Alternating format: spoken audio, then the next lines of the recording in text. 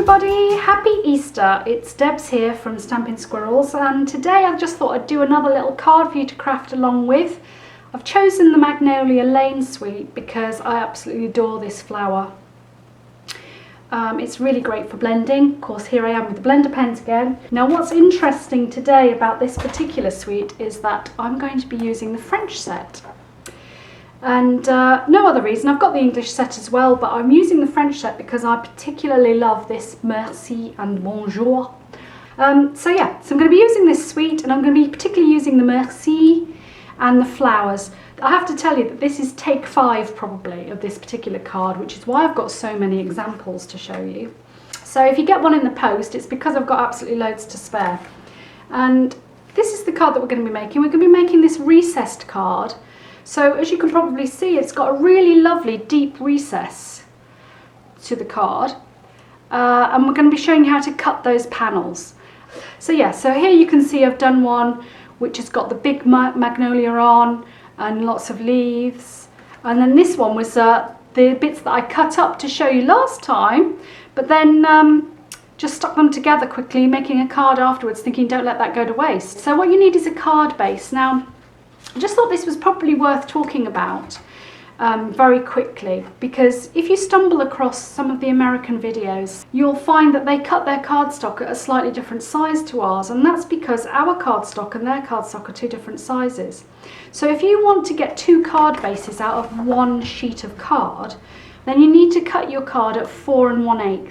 You will often hear them say 4 1/4 by 5 1/2.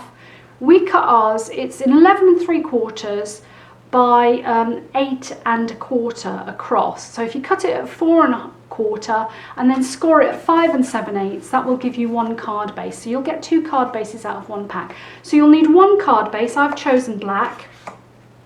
You're also going to need 1 piece of card at exactly the same size, which is 4 1/8 by 5 7/8. Then you need 2 pieces of DSP. This is the Magnolia Lane DSP. I'm probably at the end of this particular pack. I'm loving this paper. It's all my favourite colours in it. So it's called Magnolia Lane Designer Series paper.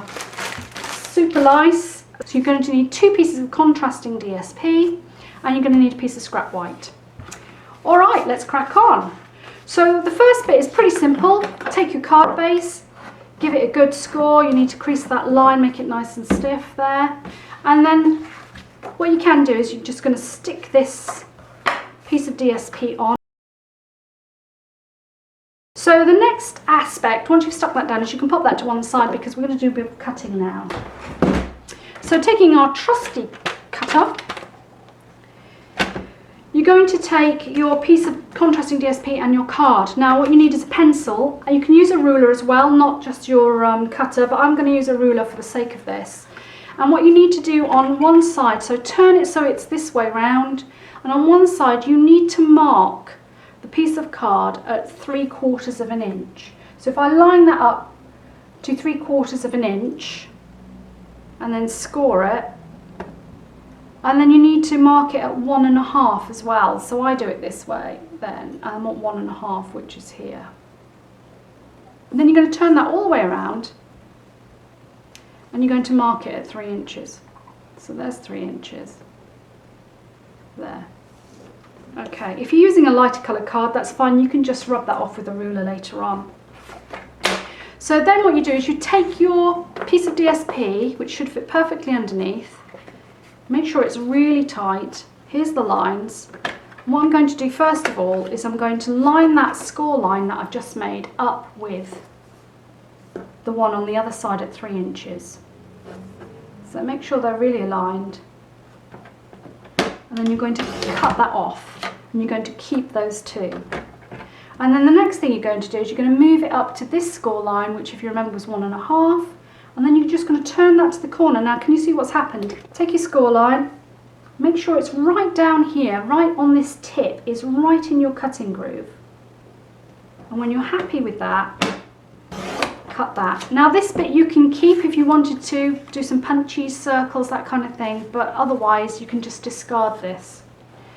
Then what you're left with is you're left with this shape here, and then this shape here.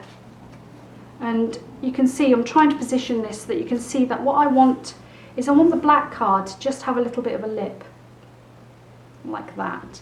And we're going to stick this to our card base, but what we're going to do is we're going to raise that up because I want to have that depth, that's that recessed look that we were talking about.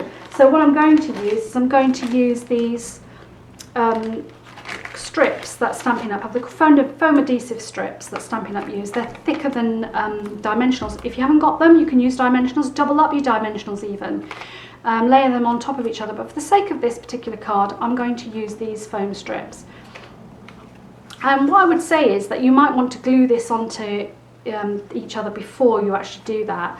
And I'm going to use wet glue for this purpose, and the reason that I'm using wet glue is because it's got more manoeuvrability. So if you need to reposition it, once you've stuck it down with snail, it's stuck, isn't it? And if you get that wrong, so using a little bit of wet glue just gives you that little bit more manoeuvrability and a little bit more room for error. Do the same with this side.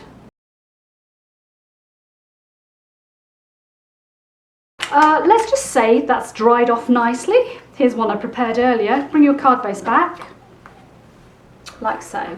So this is going to go on the top here, and this is going to go like this. So you can already see how your card is going to look. What I'm going to do now is I'm going to put the foam strips on.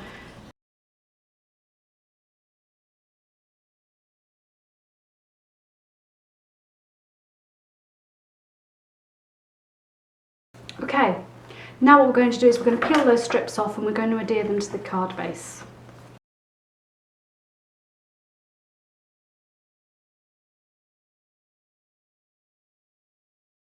Okay, so we're ready now to stick these on.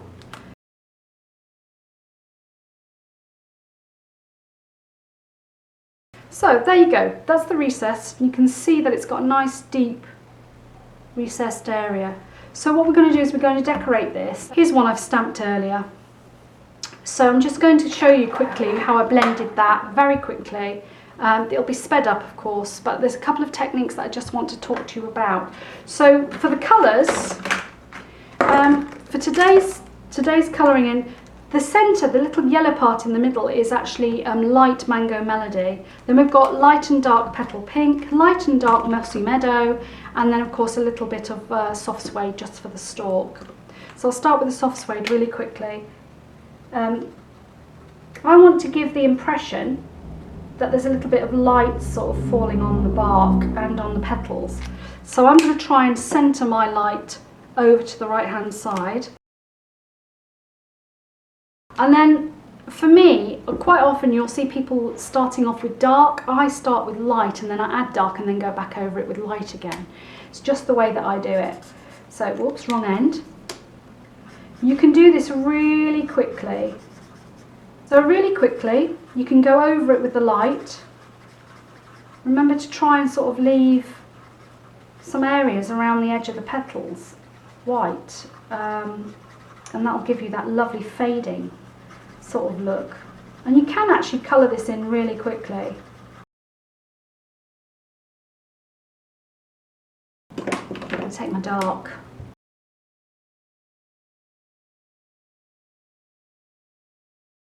Okay, so that's the way that I've coloured in the Magnolia. It's probably a bit darker than I'd want it to be. But then what I'm just going to do is I'm going to go over the leaves very quickly with the light. What I find is that if you just gently go around the edge and then just leave some gaps of white, it's alright, because it's a bit like, you know, when natural sunlight just catches the leaf.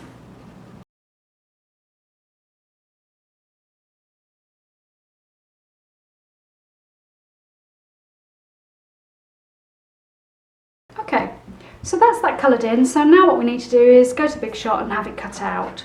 Okay, so there we are, there's the pieces cut out. Now what I've done is I've actually cut the leaf off because I want to reposition this somewhere else. And so while I was over at the Big Shot, I also cut out a smaller one as well to put on the card. So let's go ahead and reposition those.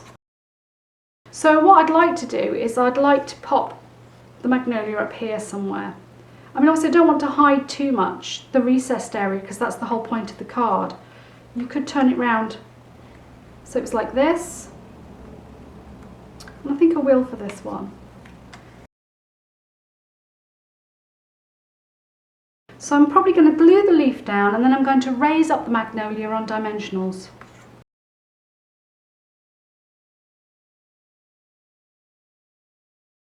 And then I'm going to put this magnolia up on dimensionals. So you only want to put dimensionals on this side of the flower.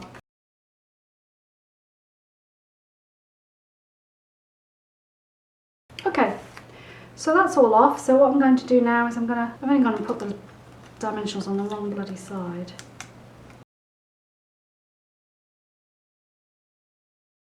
So that's all positioned on. So now I'm going to pop those on like that. Probably need another one just under there, like that. I'm going to snip that stalk. I don't like the way it is. I'm going to go, that's it. There, so that's my magnolia in position. And I'm probably going to pop this one up on the top. So we need a little sentiment to go with it. I'm again just going to choose the Merci and I'm going to choose the petal pink to go behind it. And to cut those out, I've used the 1.5 inch circle and the 1 3/8 stitched circle. So that's the stitched circle for the Merci and just the standard 1.5 inch circle for this petal pink. And we're going to pop those up on dimensionals as well. Okay, so I'm going to probably pop that there and then I'm going to just put that one behind it, I think. Might just put that way so more of the magnolia shows. Like that. So I'm going to glue that down and then pop that up on dimensionals.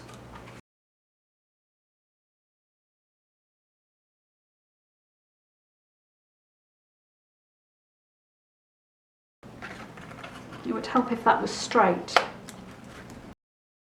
And place them on. Alright, so that's the finished card really. What you can do is, as you could probably see with these ones, is that I've added some champagne rhinestones. Just randomly, always in odd numbers as you know, never in evens. And that is the recessed card using Magnolia Lane Suite. So that is the recessed card using the Magnolia Lane Suite. I hope that you've enjoyed making it. I'm going to be showing you another recessed card tomorrow in a slightly different way. I don't know what stamp set I'm going to use yet, so it'll be a surprise, but we'll be posting that up on Easter Sunday. So for today, it's Happy Easter everyone. Stay warm, stay safe, stay indoors and keep crafting. All out from Stampin' Squirrels. Bye bye!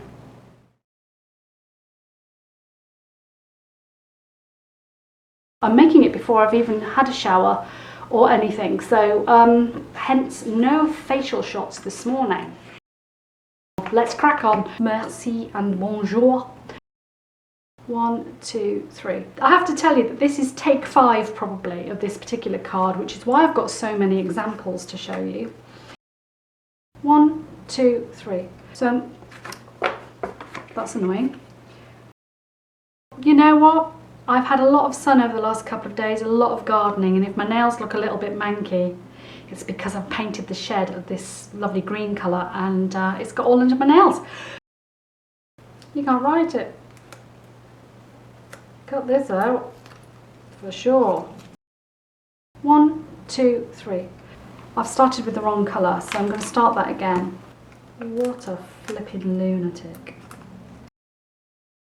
Just remember that you want 1, 2, 3, stop. Honestly, what an idiot. And you will forgive this messy mat because, as I said to you, I've done this about 5 times already this morning. So for day, it's... What a flipping lunatic.